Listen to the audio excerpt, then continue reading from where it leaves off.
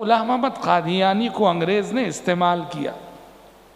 جب بڑے بڑے علماء فتویٰ دے رہے تھے کہ انگریز سے جہاد واجب ہے، مرزا غلام احمد قادیانی نے سب سے پہلے فتویٰ دیا کہ انگریز کے ساتھ جہاد کرنا ناجائز ہے، حرام ہے.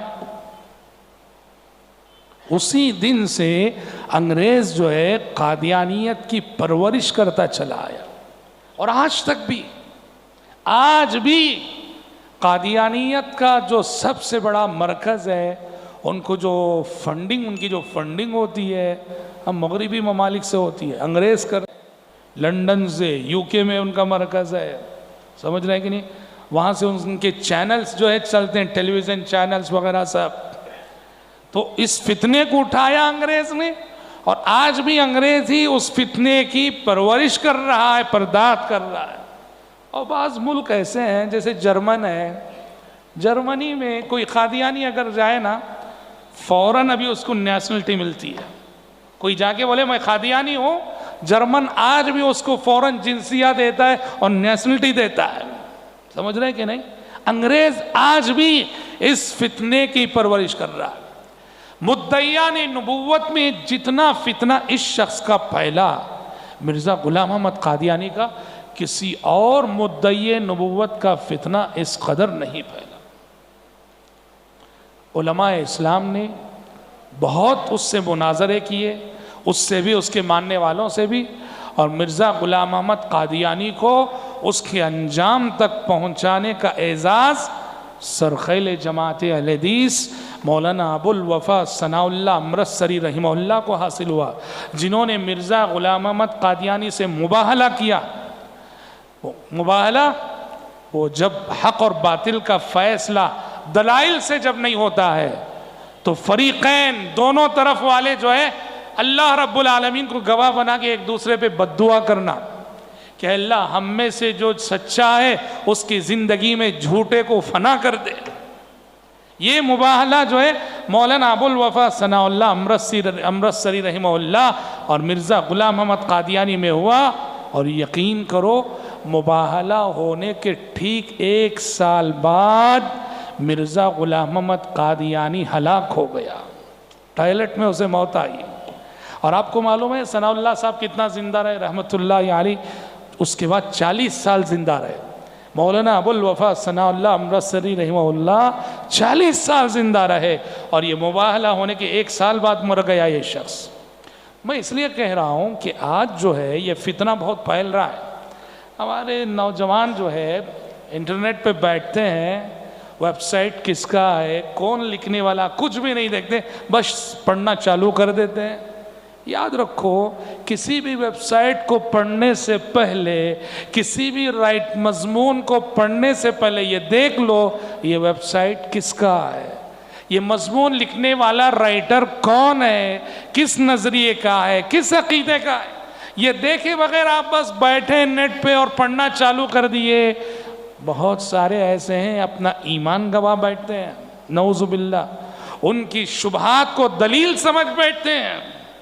اس لیے ہوشیار ہے، کیونکہ یہ جو قادیانیت کا طبقہ ہے یہ بہت زیادہ سائنس کی بات کرتا ہے، سائنس کا حوالہ دیتا ہے، لوگ بہت جلد دھوکے میں آ جاتے ہیں.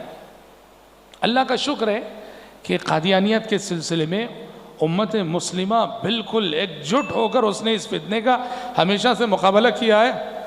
اسی لیے ہندوستان کے شہروں میں یہ لوگ قدم نہیں جما سکے ہیں، کہیں کسی کنارے ہیں، لیکن قادیانیت ہندوستان کے کھیڑوں اور دیہاتوں میں جو ہے نا یہ خوب پرورش پنپ رہی ہے. کیوں؟ دیہاتوں کی صورتحال یہ، مسجدیں ہیں، امام نہیں ہے. کیوں امام نہیں ہے؟ بستی والوں کو شعور نہیں ہے، بستی میں دینی بیداری نہیں ہے، امام کی تنخواہ دینے کی سکت اور طاقت نہیں ہے. یہ قادیانی کیا کرتے ہیں؟ ایسے کھیڑوں میں جاتے بولتے ہم فری میں امامت کریں گے. اب وہ کھیڑے والوں کو کیا معلوم، دیہات والوں کو کیا معلوم کہ مرزا غلام احمد قادیانی کون ہے، قادیانیت کیا ہے. وہ بولتے ہیں مولوی صاحب فری میں امامت کرنے کی بات کر رہے ہیں، اسے وہ ممبر و محراب دے دیتے ہیں، وہاں وہ بیٹھ کر قدم جماتا ہے، دھیرے دھیرے پورے دیہات کو قادیانی بنا دیتا ہے۔ ایسے کتنی رپورٹیں معلوم، کتنی جگہ ایسا ہوا ہے کہ قادیانی امام دھوکہ دے کر فری میں پڑھاؤں گا میں۔ ان لوگوں کو کیا معلوم اس کی تنخواہ تو لنڈن سے آتی ہے، یو کے سے آتی ہے اس کی تنخواہ، بستی والوں کو بول رہا ہے کہ فری میں پڑھا رہا ہوں۔ پوری بستی کے عقیدے کو بدل کے رکھ دیتا ہے۔ آندھرا میں خاص کر یہ فتنہ بہت زیادہ ہے، اور ہمارے کرناٹک میں بیجاپور ڈسٹرکٹ میں یہ فتنہ بہت زیادہ ہے، دیہاتوں میں، کیونکہ دیہاتوں میں علماء نہیں پہنچتے۔ علماء سب اس طرح کے شہروں میں بڑی بڑی مسجدوں تک پہنچتے ہیں، دیہاتوں میں کون جاتا ہے، کون دیکھتا ہے، دیہاتوں کا کوئی ہمارے پاس جائزہ نہیں ہے۔ تو وہ لوگ جو ہے ان کی یہ پالیسی ہے کہ دیہاتوں پر ہم اپنی قبضہ جمائیں گے تو اپنا عقیدہ ہم آسانی سے پھیلا سکتے ہیں۔ خوب جو ہے یہ فتنہ ہندوستان کے دیہاتوں میں پھیل رہا ہے، جس طرح کے کرسچینٹی کا فتنہ۔ ہاں دیہاتوں میں جا کے دیکھو، مسلمان پیسے لے کر غربت کی وجہ سے اپنا مذہب بدل کر کرسچینٹی اختیار کر چکے ہیں۔ ایسے دعات اور مبلغین جن کے پاس دیہاتوں کا سروے ہے، کبھی ان کے پاس بیٹھو، آپ ایک آدھ گھنٹے کے لیے بیٹھو اور ساری رپورٹ سنو جو انہوں نے گراؤنڈ لیول پہ جائزہ لے کر تیار کیے۔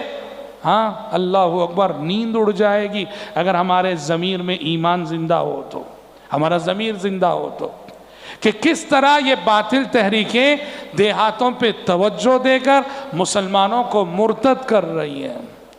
تو بہرحال یہ